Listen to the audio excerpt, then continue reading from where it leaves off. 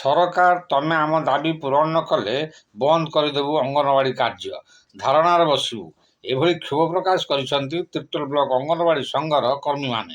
ସମସ୍ୟା ଉପରେ ସମସ୍ୟା ଲଦି ରହିଛି ଅଙ୍ଗନବାଡ଼ି ପାଇଁ। ଦରମା ମିଳୁନି, ଅଣ୍ଡା, ଗ୍ୟାସ୍ ଆଦି ବିଭିନ୍ନ ସମସ୍ୟା ଲଦି ହୋଇ ରହିଛି। କ୍ରୟ ପାଇଁ ସରକାର ପଇସା ଦେଉନାହାନ୍ତି। ବାକିରେ କିଏ ଦେବ ଆମକୁ ସାମଗ୍ରୀ ବୋଲି ପ୍ରଶ୍ନ କରିଛନ୍ତି ଅଙ୍ଗନବାଡ଼ି କର୍ମୀ। ତେବେ ଚେତାବନୀ ଦେଇଛନ୍ତି, ଯଦି ସରକାର ତାଙ୍କ ଦାବି ପୂରଣ ନ କରନ୍ତି ତେବେ ସେ ଦୀର୍ଘ ଦିନ ଧରି ଧାରଣାରେ ବସିବେ।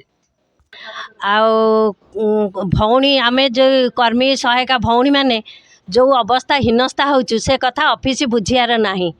ତେଣୁ କାହାର ଅଧା ଦରମା ଆଇଲେ କାହାର ଆସୁନି। ଜାନୁଆରୀ ମାସଠାରୁ ପୁରା ଦରମା ମୋର ବି ଆସିନାହିଁ ଜାନୁଆରୀ ମାସରେ।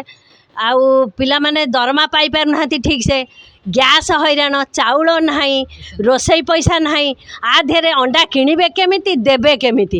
କାହାର ବେନିଫିସିଆରି 40-50 ସେପଟ କନିମୂଳ ସାଇଡ଼ ମାନେ ସେମାନଙ୍କ ଏରିଆରେ ଯେତେ ଦରକାର ଚାଉଳ ମାନେ ପଇସା 1 ଟଙ୍କା ଆଜି ଯାଏ ଆସିଲାନି। 3-4 ମାସ ହେଲାଣି। ପିଲା ଯେଉଁ ଅବସ୍ଥା ହେଉଛି ନ କହିଲେ ଭଲ, ତାଙ୍କୁ ଚାର୍ଜ କରାଯାଉଛି ତମେ ଦରମା ତମେ କେମିତି ଅଣ୍ଡା ଦେବ ତମେ ବୁଝିବ। ଆଉ ଯଦି ଗାଁରୁ କମ୍ପ୍ଲେନ୍ ଆସିଲା ସେ କଥା ତମେ ଦାୟୀ ରହିବ। ତାହେଲେ ଆମେ କରିବୁ କ'ଣ? ଏଠି ଆମେ କାହାକୁ କହିବୁ? ଆମେ ବାରମ୍ବାର ଅଫିସ ଦୌଡ଼ି ଦୌଡ଼ି ଆମେ ଦରମା ପାଇଁ ଦେ, ଚାଉଳ ପାଇଁ ଲେଖିକିରି ଦେ, ଆଡ଼େ ଗ୍ୟାସ୍ ପାଇଁ ଲେଖିକିରି ଦେ, ଯାହା କଲେ ସାଡ଼େ DRDA ଶୁଣୁନି। ଯେଉଁ ଏଜେନ୍ସି ଗ୍ୟାସ୍ ପାଇଁ ନେଇଛି ସିଏ ବି ଶୁଣିବାର ନାହିଁ। ଆକୁ କିଏ ଆର ତଦାରଖ କରି ଆମକୁ ତୁରନ୍ତ ନ୍ୟାୟ ମିଳିଲେ ଆମ ଉପକୃତ ହେବୁ। ସମସ୍ୟା ତ ଗୋଟାଏ ନୁହେଁ, ବହୁତ ସମସ୍ୟା। ପ୍ରଥମ ରହିଲା ଗ୍ୟାସ୍ ସମସ୍ୟା। ଗ୍ୟାସ୍ଟା ଆମର 2022 ଏପ୍ରିଲରୁ ଗ୍ୟାସ୍ ସିଷ୍ଟମ୍ ଆମର ସରକାର କରିଛନ୍ତି। ସେବେଠାରୁ ଆମ ପିଲା ସମସ୍ତେ ଗ୍ୟାସ୍ ଯିଏ ଯେମିତି ପାଇଛନ୍ତି, କିନ୍ତୁ ଗ୍ୟାସ୍ର ବହି ଏପର୍ଯ୍ୟନ୍ତ ପାଇନାହାନ୍ତି। ଆଉ ପିଲା ଯେତେବେଳେ ବହି ପାଇନାହାନ୍ତି କ'ଣ କରିବେ ସେମାନେ?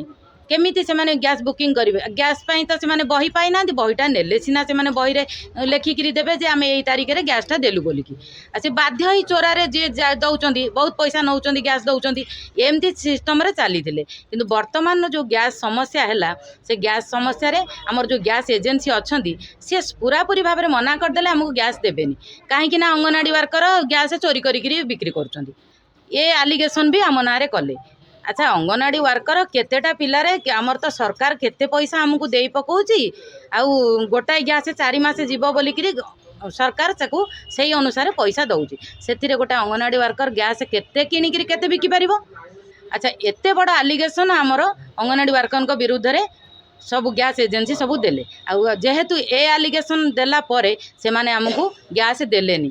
ଆମ ପିଲାମାନେ କ'ଣ କରିବେ? କେମିତି ଗ୍ୟାସ୍ କେଉଁ ପଟେ ଆଣିକିରି ପିଲାଙ୍କୁ ରୋଷେଇ କରି ଖାଇବାକୁ ଦେବେ? ଏକ କଥା।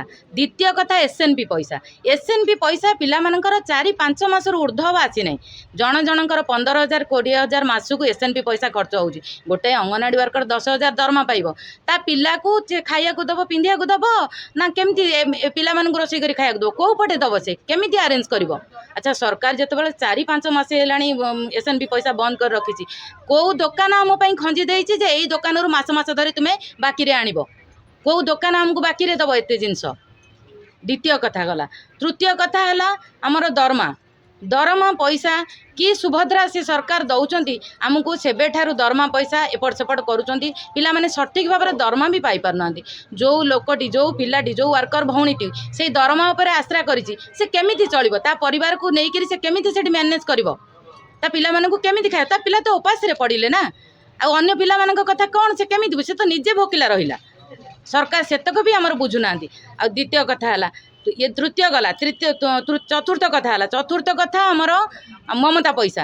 ଆଚ୍ଛା, ଆମେ ମମତା ବେନିଫିସିଆରିଙ୍କର କାର୍ଡ଼ ଫିଲ୍ଅପ୍ କରିବୁ, ତାଙ୍କୁ ଆମର ଆପ୍ରେ ବି ଫିଲ୍ଅପ୍ କରିବୁ। ଆପ୍ରେ ସେମାନଙ୍କୁ ଭେରିଫାଇ କଲା ପରେ ସେମାନେ ପଇସା ପାଇବେ। ମମତା ବେନିଫିସିଆରିଙ୍କ ପାଇଁ 200 ଆମକୁ ସରକାର ଦେଉଥିଲେ, ସେତକ ବି ସେ ବନ୍ଦ କରି ପକାଇଦେଲେ, ଦେଲେନି। ଆମେ ସବୁ କାମ କରିବୁ, ସବୁ ଇନସେଣ୍ଟିଭ୍ ସରକାର ଘୋଷଣା କରିଦେଉଛନ୍ତି, କିନ୍ତୁ ଆମ ଖାତାକୁ ଗୋଟିଏ ବି ପଇସା ଆସୁନାହିଁ। ଚତୁର୍ଥ ପଏଣ୍ଟ ହେଲା ଆମର ମୋବାଇଲ ପଇସା। ଆଚ୍ଛା, ମୋବାଇଲ ରିଚାର୍ଜ କ'ଣ 200 ଟଙ୍କାରେ ହେଇଯିବ? ଆମେ ଯେଉଁଠି 500 ଟଙ୍କା ରିଚାର୍ଜ କଲେ ଯାଇକିରି ମୋବାଇଲ ଆମର ନେଟ୍ ଚାଲୁଛି। ଯେତେ ପ୍ରକାର ଆପ୍ ଦେଲାଣି, ପୋଷଣ ଆପ୍, ମମତା ଆପ୍, ସେଉଠୁ ଆମର ଅଦ୍ବିକା ଆପ୍, ତଥ୍ୟ ଆପ୍ ସବୁ ଗୋଟି ଖଞ୍ଜି ଦେଉଛି ସରକାର, କିନ୍ତୁ ପଇସା ଦେଲା ବେଳକୁ 200 ଟଙ୍କା। ଆଚ୍ଛା, 200 ଟଙ୍କାରେ କେତେଟା ରିଚାର୍ଜ ହେଇପାରିବ? ଆମେ କ'ଣ କରିବୁ? କେତେ ପଇସା ଦରମା ଦେଉଛି, ତା ଦେହରେ ଆପ୍ ରିଚାର୍ଜ, ଯେଉଁ ମୋବାଇଲ ରିଚାର୍ଜ କରିବୁ, ତା ଦେହରେ ବି ଦରମା ବି ବନ୍ଦ କରିଦେଉଛି। କ'ଣ କରିବୁ, କେଉଁ ପ୍ରକାର ଆମେ ମ୍ୟାନେଜ୍ କରିବୁ? ଆଚ୍ଛା, ଅଣ୍ଡା ପଇସା ଯଦି ସେ SNB ପଇସା ନଦେଲେ କିମ୍ବା MSPI ପଇସା ନଦେଲେ ପିଲାଙ୍କୁ ଅଣ୍ଡା କେମିତି ବଣ୍ଟାଯିବ, ଲୋକଙ୍କୁ ଅଣ୍ଡା କେମିତି ବଣ୍ଟାଯିବ? ସେମାନେ ଯଦି ତାଙ୍କର ଅଣ୍ଡା ପଇସା ସଠିକ୍ ଭାବରେ ଅଣ୍ଡା ନ ପାଇଲେ ସେମାନେ ଅଭିଯୋଗ କରୁଛନ୍ତି ଯେ ଆମେ କାହିଁ ଅଣ୍ଡା ଏ ମାସରେ ପାଇଲୁନି, ଆମେ କେଉଁଠୁ ଆଣି ତାଙ୍କୁ ଅଣ୍ଡା ଦେବୁ? ଆଚ୍ଛା, ଅଣ୍ଡା ଯଦି ତାଙ୍କୁ ଅଣ୍ଡା ନ ବାଣ୍ଟିଲୁ, କମ୍ପ୍ଲେନ୍ ଆସିକିରି ବ୍ଲକରେ ପହଞ୍ଚିଲା, ବ୍ଲକରେ ଅଫିସର କହୁଛନ୍ତି ତମେ କେମିତି ବାଣ୍ଟିବ ତମେ ଜାଣିଥିବ, ତମର ଅଛି ବାକିରେ କେଉଁ ସରକାର କେଉଁ ଦୋକାନ ଆମ ପାଇଁକି ଧାର୍ଯ୍ୟ କରିଦେଇଛି ଯେ ସେଇ ଦୋକାନ ଆମକୁ ଅଣ୍ଡା ବାକିରେ ଦେବ ମାସ ଧରିକିରି। ଆଚ୍ଛା, ଏ ସମସ୍ୟା ସବୁ ଗୋଟି ସମସ୍ୟା, କେତେ ସମସ୍ୟା ବିଷୟରେ ଆମେ କହିବୁ? ଏଇ ସମସ୍ୟା ଘେର ଭିତରେ ଆମେ ଚାଲିଛୁ। ସରକାର ଏ ବିଷୟରେ ନିଶ୍ଚିତ ଭାବରେ ଚିନ୍ତା କରିବେ ବୋଲି ଆମେ ଭାବୁଛୁ। ଆମର ଆଜି ଯେଉଁ ଦାବିପତ୍ର ଆମେ CDPOଙ୍କୁ ଦେବା ପାଇଁ ଆସିଛୁ, ତାର ମୁଖ୍ୟ ଉଦ୍ଦେଶ୍ୟ ହେଉଛି ଆମର ଯାହା କର୍ମୀ ଆଉ ସହାୟଙ୍କର ଯେଉଁ ତାଙ୍କର ଯେଉଁ ସମସ୍ୟା ଗୁଡ଼ିକ ଅଛି, ଯଦି ଏହାର ସମାଧାନ 15 ଦିନ ଭିତରେ ନ ହୁଏ, ଆଗାମୀ 15 ଦିନ ପରେ ଆଗାମୀ ଦିନରେ ଆମେ ଆମ ଅଞ୍ଚଳର ସବୁ କାର୍ଯ୍ୟକ୍ରମକୁ ଅଚଳ କରିଦେବୁ। ଯେତିକି ସମସ୍ୟା ଆମର ଅଛି, ଆମର ଯାହା ଯଦି ସେତିକି ଭିତରେ ସମାଧାନ ନ ହୁଏ, ଆମେ ଆଗାମୀ ଦିନରେ ବ୍ଲକ ଧାରଣାରେ ବସିବୁ।